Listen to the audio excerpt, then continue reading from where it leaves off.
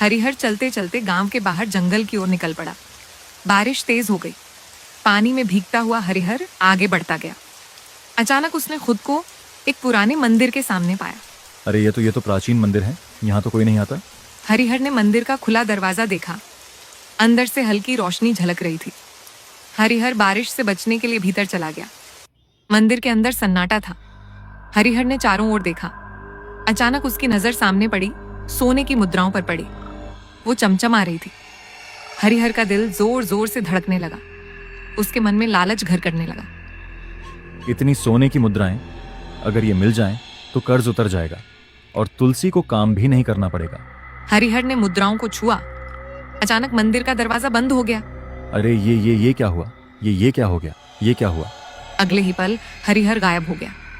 कुछ दिन बीत गए। हरिहर का कोई पता नहीं चला। तुलसी और उसकी माँ चिंता में डूब गई। हाँ, कहाँ चले गए तुम? पिताजी को कुछ नहीं होने दूंगी। मैं पिताजी को ढूंढ कर लाऊंगी।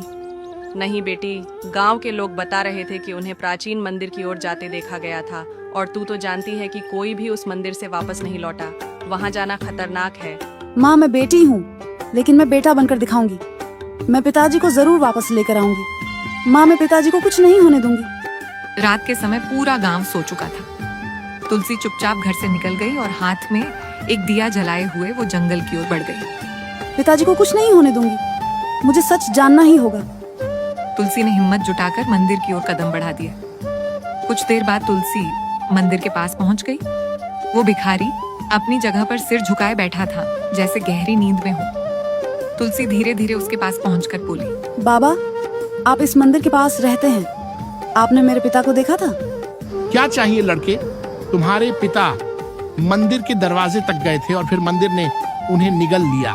जो इस मंदिर के रहस्य को नहीं जानता वो इसमें जाने के बाद लौट कर नहीं आता। अगर जानना चाहती हो तो कीमत चुकानी होगी। मतलब मुझे सब कुछ बताइए। जो भी कीमत हो मैं चुकाऊंगी। भिखारी रहस्यमय तरीके से मुस्कुराते हुए बोला, हाँ, यहाँ से चली जाओ लड़की। सच तो ये है कि मैं तुम्हें चाह कर भी कुछ नहीं बता सकता। अगर मैं तुम्हें कुछ भी बताने का प्रयास करूंगा तो जल कर भस्म हो जाऊंगा। तुम्हें अगर रहस्य का पता लगाना ही है तो स्वयं इस मंदिर के अंदर जाना होगा और इस मंदिर के अंदर जो भी जाता है वो या तो वापस नहीं आता और अगर आता है तो शायद कुछ और ही बनकर आता है। और बनकर आता है से आपका क्या मतलब है? आप कौन हैं? तभी वहां पर एक व्यक्ति राजसी पोशाक पहने आ पहुंचा। उसकी आंखों में विचित्र सी खामोशी थी, जैसे वह भी कुछ खोजने आया हो। आप कौन हैं? मैं इस राज्य का राजकुमार हूँ और मैं इस मंदिर का रहस्य सुलझाने आया हूँ। तुलसी के माथे पर चिंता की लकीरें उभर आईं। आप इस मंदिर के बारे में क्या जानते हैं? राजकुमार के चेहरे पर रहस्यमयी उदासी थी। हाँ, वर्षों पहले मेरे दादा भी इस मंदिर में गए थे और फिर कभी लौट कर नहीं आए। मेरे पिता भी इसी मंदिर में गए थे और लापता हो गए। कुछ पलों तक दोनों के बीच सन्नाटा रहा। अचानक भिखारी अपनी जगह से उठकर खड़ा हो गया। आज उसकी आंखों में गहरी रहस्यमय चमक थी। अगर तुम दोनों अंदर जाना ही चाहते हो तो याद रखना, यह मंदिर केवल उन्हीं को स्वीकार करता है जो अपने मन में कोई लालच नहीं रखते।